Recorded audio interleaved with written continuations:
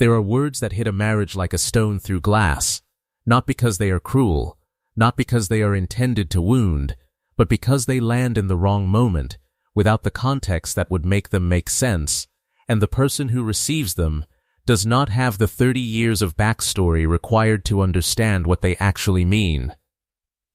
4 words. That is all it took.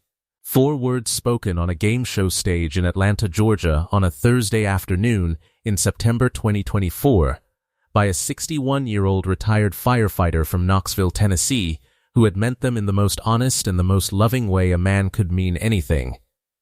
His wife of 15 years heard them without the context, and she walked off the stage. Not dramatically, not in anger, in the quiet, controlled way of a woman who has decided in the space of 4 seconds that she needs to be somewhere other than where she currently is, because the alternative is falling apart in front of 400 people under studio lights. Steve Harvey watched her go. He watched the husband watch her go. And he understood from the specific quality of the husband's face, not guilt, not panic, but a grief that was old and familiar and had been living quietly in the background of this man's life for 20 years, that whatever was about to happen next was not what anyone in that room was expecting. He was right. This is the story of Thomas and Sandra Greene. And before it is over, you will understand something about love that most people spend their whole lives learning. That the heart does not choose between the people it has loved. It carries all of them. And the ones who love us best know this. The ones who love us best make room for it, even from the other side of goodbye. Thomas Edward Greene was born in 1963 in Knoxville, Tennessee, the second of 4 children. His father ran a small auto repair shop on the east side of Knoxville for 31 years, and his mother taught Sunday school at their Baptist church and kept the household running on a mechanic's income with the precision and quiet creativity that Thomas would spend the rest of his life recognizing as its own form of genius. He grew up in a house where love was demonstrated rather than declared. His father did not make speeches about how he felt about his family. He showed up every morning without complaint at the shop, every evening without exception at the dinner table. He coached Thomas's Little League team for 4 seasons despite having no particular knowledge of baseball because Thomas had wanted to play and someone needed to coach, and that was the end of the discussion. Thomas absorbed this completely. The idea that love is not what you say, it is what you keep showing up to do, year after year, in the quiet ordinary mornings that turn out to be the whole of a life. He became a firefighter in 1984 at the age of 21. He spent 28 years with the Knoxville Fire Department, working his way from probationary firefighter to lieutenant to the training officer position he held for the last 9 years of his career. He was not a man who talked about what the job required. He was a man who had done it for nearly 3 decades and understood. The way people only understand certain things through extended personal experience, that what it required was the ability to be completely present for other people's worst moments without letting that proximity break something essential in yourself. He was good at this, professionally and personally. It was simply how he was built. He met Margaret Louise Harris in 1988. She was 25 years old. She worked as a librarian at the main branch in downtown Knoxville, and she had the particular quality of complete stillness that libraries seem to produce in people who love them enough, a capacity to be fully present without filling the space unnecessarily. She was quiet in the way of someone who had simply found that silence was more useful than noise in most situations, and who communicated more with her eyes than most people communicated with their entire bodies. Thomas fell in love with her on their second date, a Saturday afternoon at a farmer's market where she spent 15 minutes in serious conversation with an elderly vendor about the correct variety of tomato for a specific sauce she was trying to make. And Thomas stood beside her, thinking that he had never met anyone who gave their full attention to things the way this woman gave hers. He proposed in 1989. She said yes before he finished the sentence. They were married in October 1990. They built a life in Knoxville with the steady, unhurried intentionality of two people who were clear about what they wanted and trusted each other completely. One son, their boy Daniel, born in 1993, who had his father's steadiness and his mother's eyes, and who Thomas would look at for the rest of his life and see both of them simultaneously. Margaret was diagnosed with ovarian cancer in 2001. She was 38 years old. The diagnosis came after 6 months of symptoms she had managed quietly, because that was how she managed things. And by the time the doctors had the full picture, it had progressed beyond what early intervention could have changed. Thomas learned this on a Tuesday afternoon in November, sitting in a doctor's office in a building he had been in before only for other people's emergencies. He sat in that chair and listened to the doctor explain the situation and the treatment options and the statistics. And he did not say one word through any of it. He held Margaret's hand. He squeezed it once when the doctor said the part that needed to be said clearly, so she would know that he had heard it, and that he was still there. He drove her home. He made dinner. He called Daniel's school the next morning and arranged for Daniel to stay with Thomas's parents for a few days. And then he sat down at the kitchen table with Margaret, and they talked for 4 hours across that table about everything. About what the treatment would look like. About Daniel. About the house. About what she needed him to do, and what she needed him not to do, and what she was afraid of, and what she was not afraid of. Margaret was not afraid of dying. She was afraid of leaving Thomas alone. "You are not built for alone," she told him. "You are built for taking care of someone. That is who you are." She looked at him across the table with the full, steady attention she gave to everything she loved. "Promise me something." He looked at her. "Promise me you will not stop," she said. "After that you will not close yourself off and call it loyalty to me. That is not what loyalty means." She paused. "Love is not diminished by loving someone else. It is enlarged. If you find someone, you will love them with everything you learned from loving me. That is not a betrayal. That is the gift." Thomas looked at his wife. He promised. Margaret passed away in February 2004. She was 40 years old. She died at home, which she had specifically requested, with Thomas beside her and Daniel. 11 years old, asleep in the next room because she had insisted he be there, even though Thomas had asked whether it might be easier for the boy to be with his grandparents. She said no. She said a child should know that the people he loves die in their own beds with their families around them, and that this is not a tragedy to be protected from, but a truth to be present for. She was, to the end, the most specific and deliberate person Thomas had ever known. He spent the year after her death doing what he had promised, not collapsing, not closing himself off, not calling his grief loyalty. He raised Daniel with the full presence of a man who understood that his son had lost his mother and needed his father to still be his father. He went back to work. He showed up. He did what the day required. But every Sunday morning, without fail, he drove to the cemetery on the east side of Knoxville. He brought 2 flowers, always 2 from the beginning, even when he did not yet know why.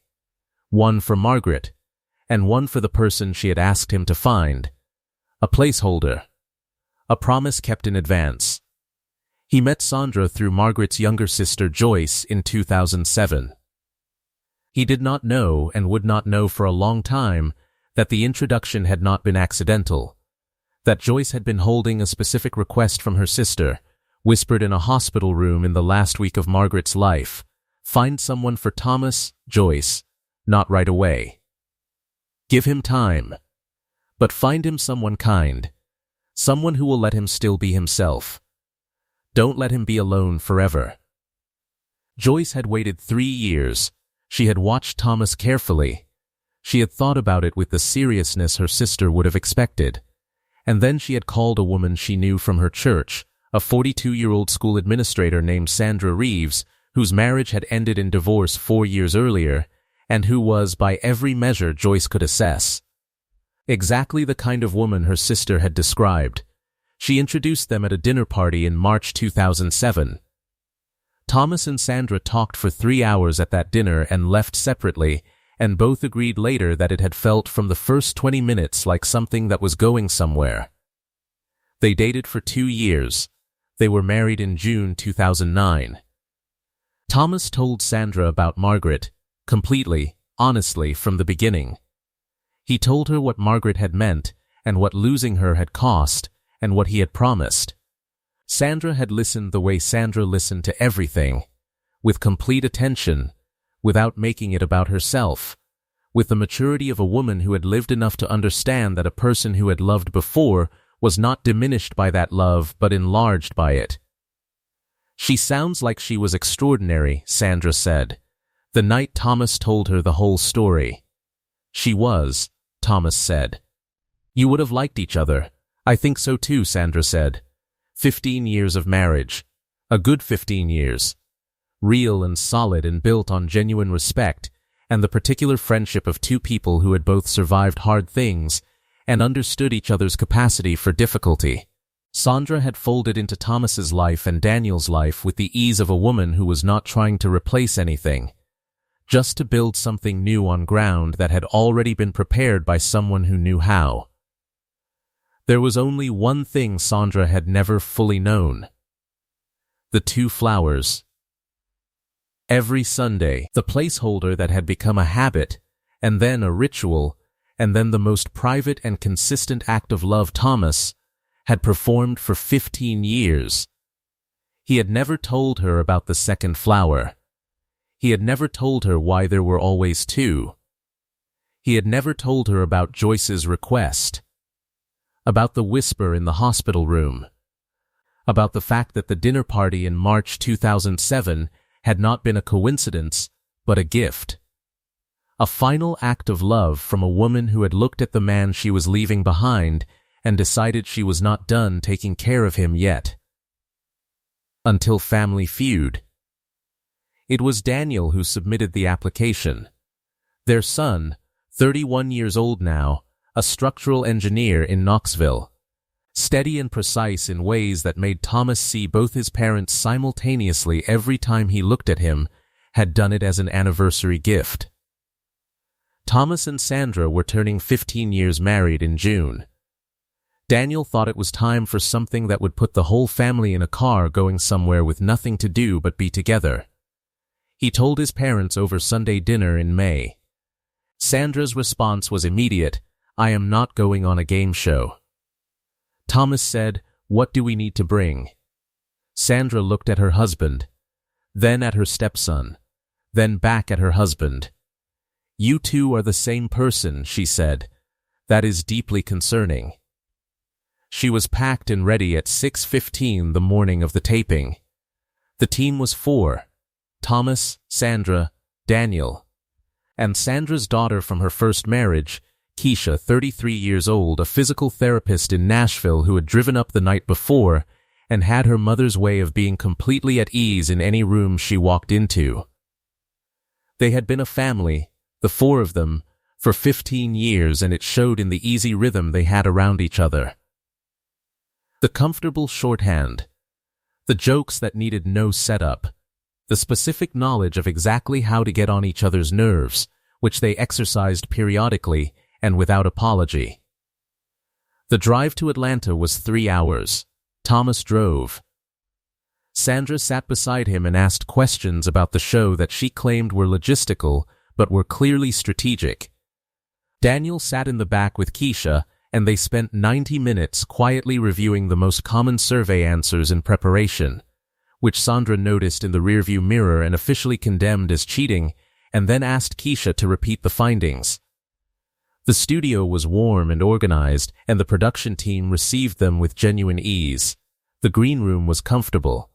The segment producer came in and introduced himself and talked to each of them briefly. When he got to Thomas, he looked at the pre-interview notes. "Retired firefighter," he said. 28 years, Thomas confirmed. And now? Now I work with a youth fire safety program through the city. Teaching kids. He paused. Turns out I am better at explaining things than I was at most of what came before it.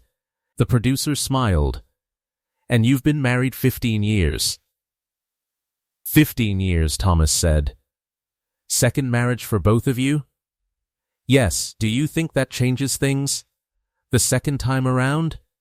Thomas considered it. It changes what you take for granted, he said.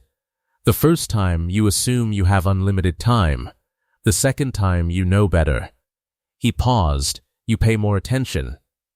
The opposing family was the Torres family from Birmingham, 3 generations with a grandmother at the center who moved through the game with the efficiency of a woman who had been answering survey questions in her head for 30 years and was finally being given proper credit for it.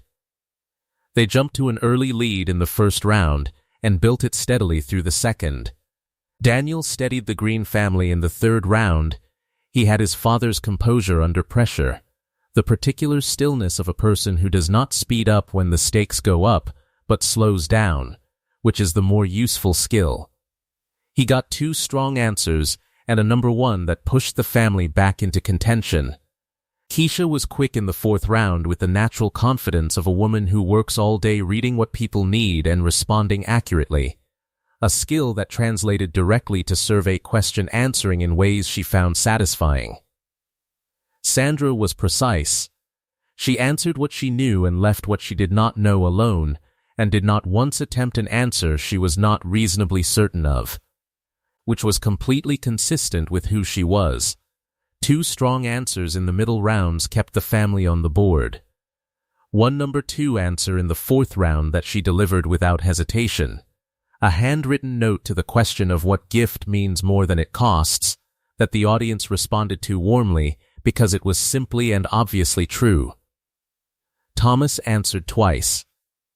Steadily, the way he had done everything for 28 years, with the unhurried confidence of a man who has been in enough real emergencies to understand that manufactured urgency does not help anything.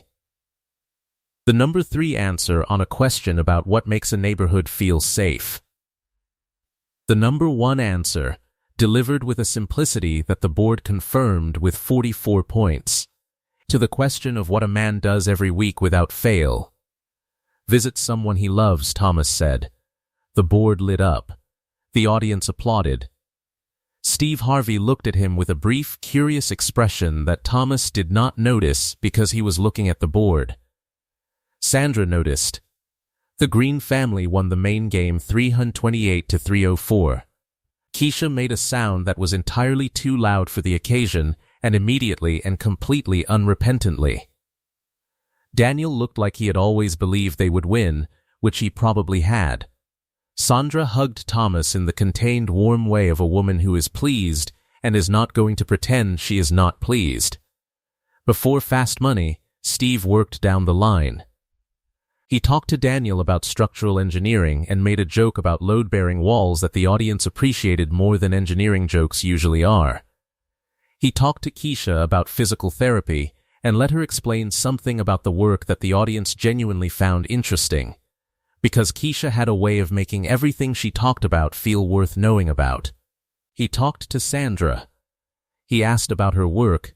She had transitioned from school administration to running a non-profit that provided educational support to children in foster care, which she had been doing for 6 years. Steve gave that the time it deserved. He asked the right questions. He let the audience understand what the work actually was and what it required. Then he walked to Thomas. He stopped in front of him. He had the pre-interview information. He also had something he had clocked during the main game, the answer Thomas had given, the way he had said it, the specific way to visit someone he loves that had not quite matched the lightness of a game show answer. He sat down. Thomas, he said, 28 years as a firefighter. Yes, sir. That is a long time to be in rooms other people are running out of. You get used to it, Thomas said, or you find a different job. And you never found a different job. No, Thomas said simply. It was the right job. Steve looked at him. You said, during the main game, that you visit someone you love every week. Without fail.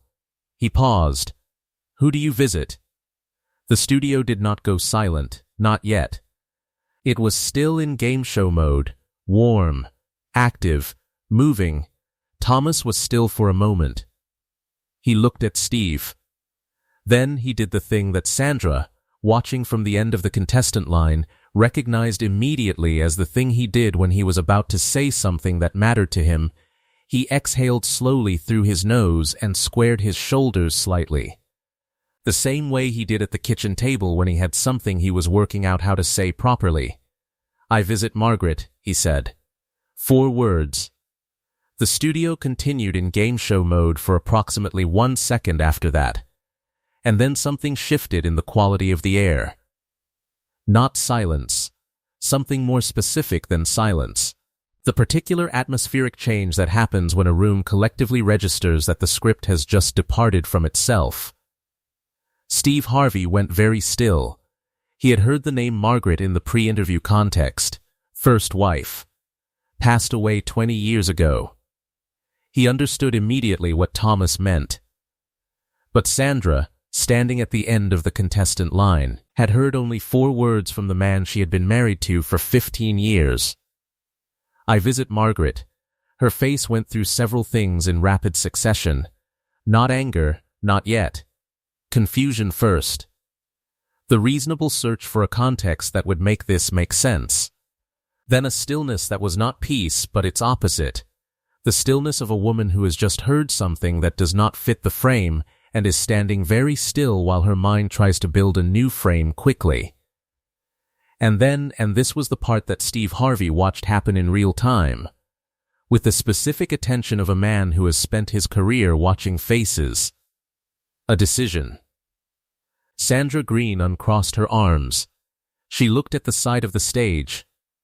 She began, slowly and with complete composure, to walk toward it. She was not running. She was not making a scene. She was simply removing herself from the stage in the quiet, deliberate way of a woman who has decided that whatever is about to happen next, she needs to not be standing under studio lights when it does. Steve Harvey said, "Hold on." Not into the microphone, not for the audience. Directly, quietly, toward Sandra. She stopped at the edge of the stage. She did not turn around. Thomas had seen her. He was already moving off the contestant line toward her, covering the distance in 8 steps with the speed of a man who has spent 3 decades responding to the thing that required his immediate presence. "Sandra," he said. She turned around, and her face, the face that Steve Harvey would describe afterward as the thing he could not stop seeing, was not angry and was not tearful and was not any of the things a face is when a marriage is breaking. It was the face of a woman who is trying very hard to hold herself at a distance from something she does not yet understand, because she knows that if she gets close to it before she understands it, she will not be able to manage what it does to her. "Tell me," she said, quietly, the way she said everything important directly, without ceremony, exactly what she meant. Thomas looked at his wife. He looked at her for a long moment. And then he turned to Steve Harvey and said, "I need to tell her something. Can I do that here?" Steve Harvey stepped back. The studio had arrived at the specific silence now. The full kind, 400 people who had come for a game show and had collectively understood, without being told, that the game was over and something else had taken its place. Thomas stood on the stage in the space between his wife and his host, and he looked at Sandra with the full, unhurried attention of a man who has been paying attention for 15 years and knows exactly who he is looking at. "I visit Margaret's grave every Sunday morning," he said. "I have done it since she passed in 2004. 20 years. I told you I went to visit a friend. That was not a lie. She is the oldest friend I have.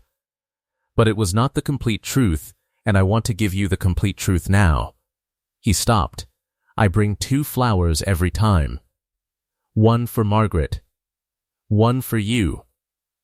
Sandra did not speak. From the very beginning, Thomas said. Before I met you, before I knew your name or your face or anything about you, when Margaret was dying, she made me promise to find love again. She said love does not diminish by being divided. It multiplies. He paused. So from the first Sunday after she passed, I brought 2 flowers, one for her and one for the woman she was asking me to find, a placeholder. A promise made in advance. The studio was so quiet it had a texture. I brought the second flower for years before I knew who it was for, Thomas said. And then I met you. And I kept bringing it. And it was yours. It has always been yours. He looked at her steadily. When I said I still love Margaret, I do. That is the truth. I always will. But that love did not take anything from you. It is not in competition with what I have given you. Margaret herself told me that. She understood it before I did. Sandra was very still. There is something else, Thomas said. He looked at the side of the stage where Daniel was standing. Daniel met his father's eyes. He nodded, a small, quiet nod that had some history in it. Thomas looked back at Sandra. The night we met, he said. The dinner party at Joyce's house, March 2007. Sandra waited. That was not accidental, Thomas said. Joyce introduced us because Margaret asked her to, before she passed. She whispered to Joyce in the hospital, find someone for Thomas. Find someone kind. Don't let him be alone. He stopped. Joyce waited 3 years. She watched me. She thought about it.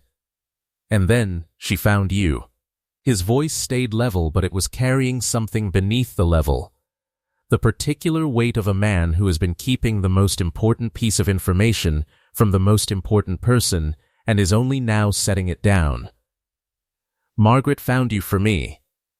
From her hospital bed, in the last week of her life, she was thinking about who was going to take care of me after she was gone. And she sent Joyce to find you. He stopped. You were her last gift to me. You have always been her last gift to me. And I did not know how to tell you that without it sounding like something other than what it is.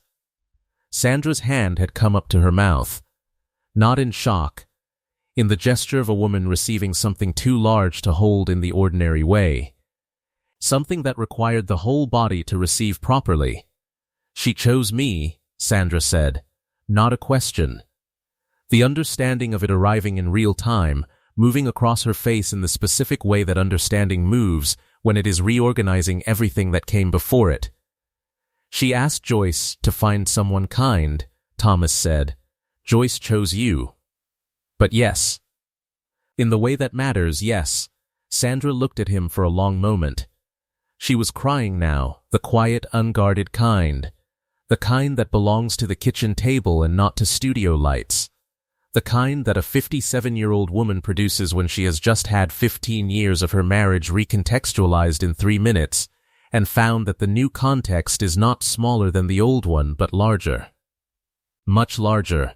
You brought a flower for me before you knew me, she said. Yes, Thomas said. Every Sunday for 3 years. Yes, for a woman whose name you did not know. For the woman Margaret was praying for, Thomas said. For whoever she was going to be. It turned out to be you. He paused. It was always going to be you.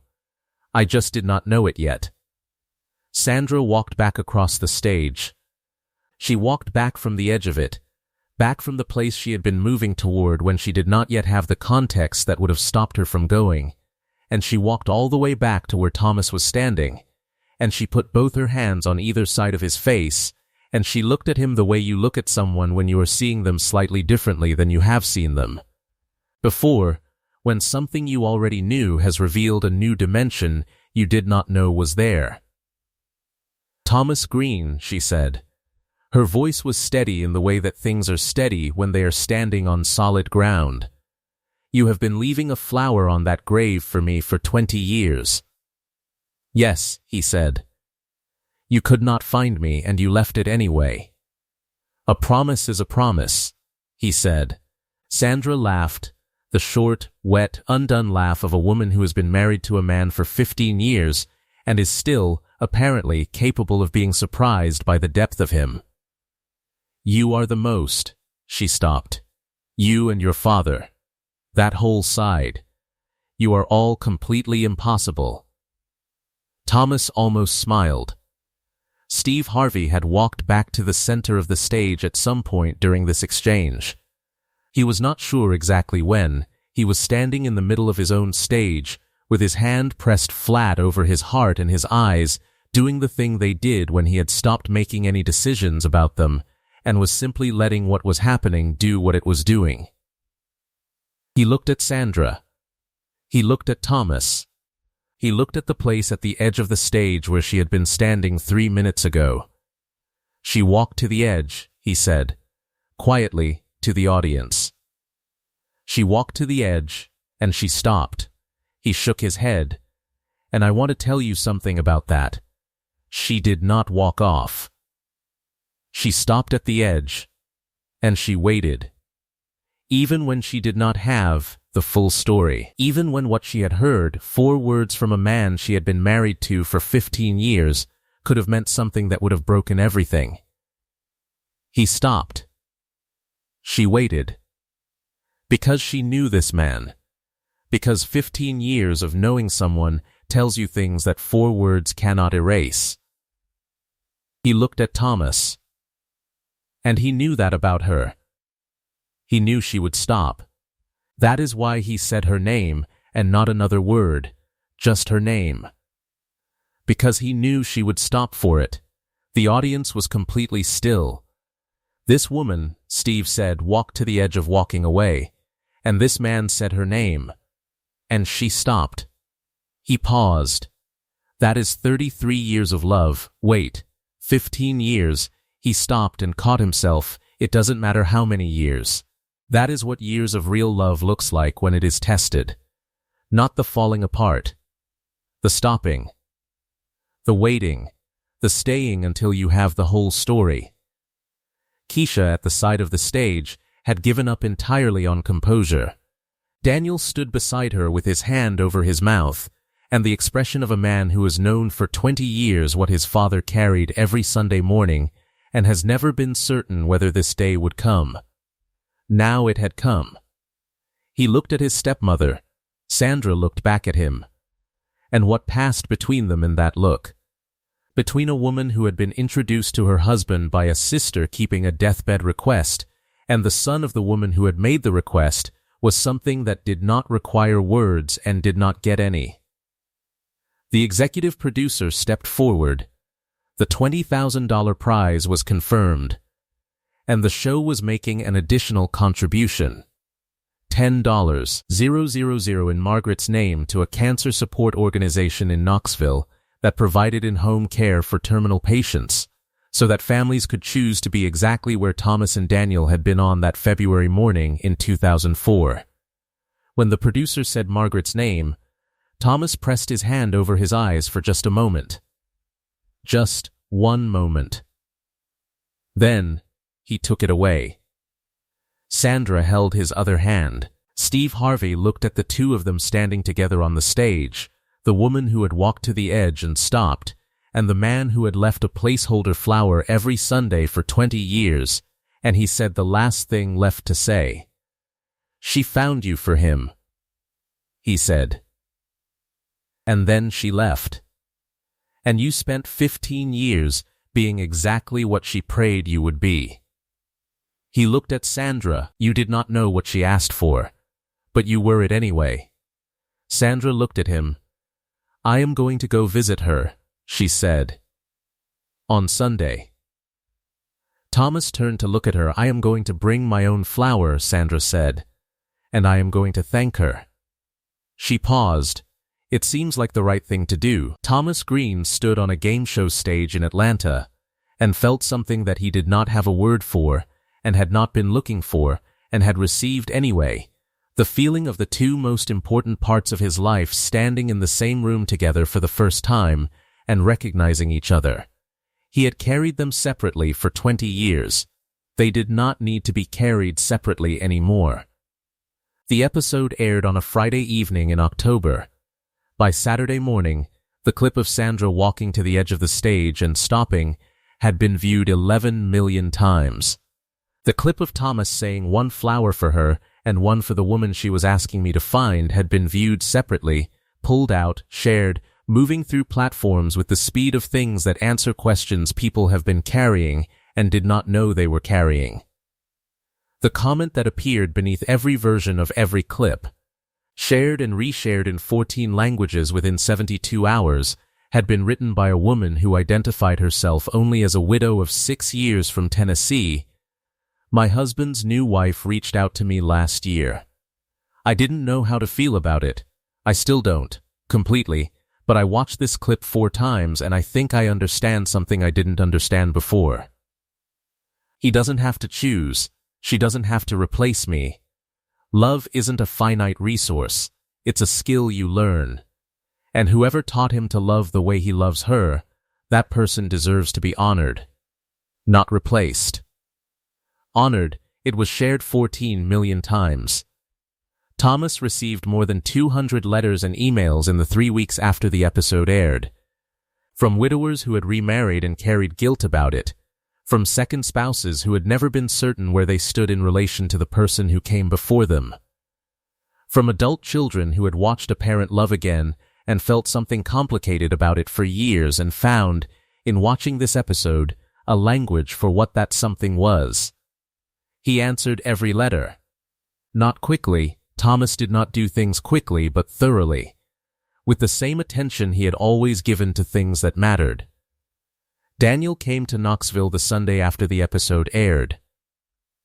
He drove from the city early and arrived before his father had left for the cemetery. They drove together, something they had done in the years right after Margaret passed. When Daniel was 11 and 12 and 13, when the Sunday morning visits were how Thomas showed his son that love did not stop just because the person it belonged to was gone.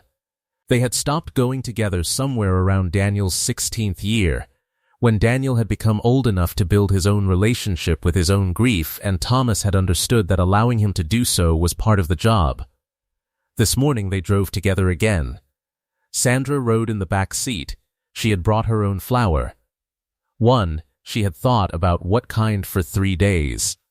She had settled on a white lily because it was simple and it was honest, and it did not try to be more than it was, which seemed right, for an introduction. At the cemetery, Thomas placed his 2 flowers the way he always did, one on either side of the stone, evenly spaced, with the precision of a man who had been doing this for 20 years. Then, he stepped back. Sandra stepped forward. She placed her lily in the center, between Thomas's 2. She stood there for a moment with the October morning coming through the trees and the Knoxville sky above them, and the quiet that cemeteries have that is different from other quiet, fuller somehow, heavier and lighter at the same time. "Thank you," she said, quietly, to the stone, to the air, to wherever Margaret Harris Greene was 20 years into the next part of things. "He is well. We are well. Daniel is well." She stopped.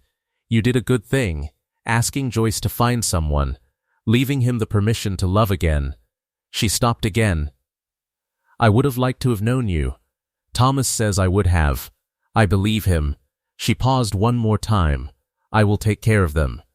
I have been taking care of them. I intend to keep doing it." She stepped back. Thomas put his arm around her. Daniel stood on her other side. They stayed for a while, not long enough to become more than the moment was, long enough to let the moment be what it was. Steve Harvey talked about the Greenes on his radio program the Monday after the episode aired.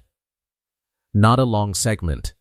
He brought it up near the end of the show the way things come up when they have not left the room of your mind for 2 days. "She walked to the edge," he said. "I keep coming back to that. She walked to the edge of leaving and she stopped. Because of one word, her name. He said her name, and she stopped."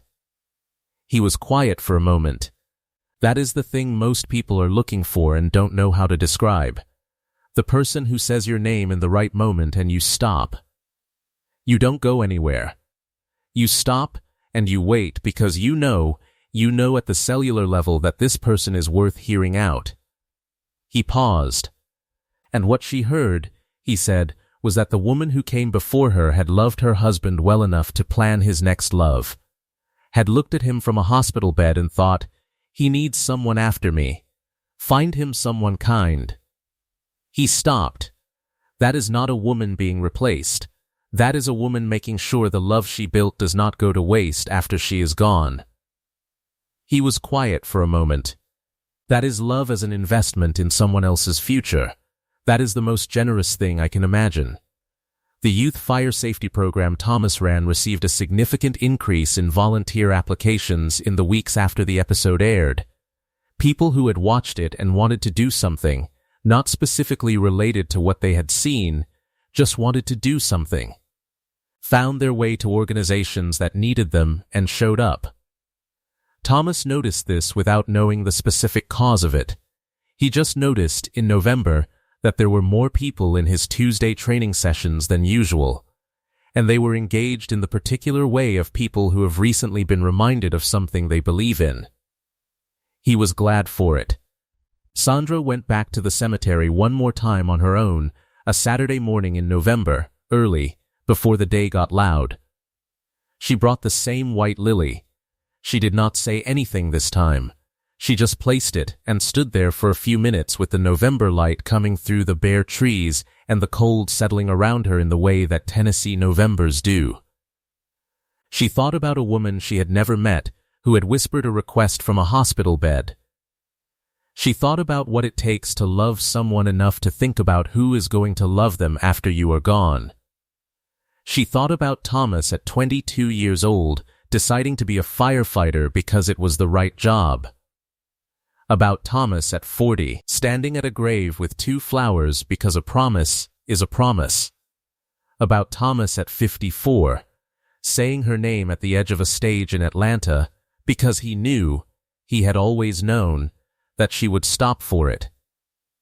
She thought about what it means to be chosen, not once, but twice, by the man who had brought a placeholder flower for her before he knew her name, and by the woman who had looked ahead from her own ending and decided, find him someone kind. She had been found.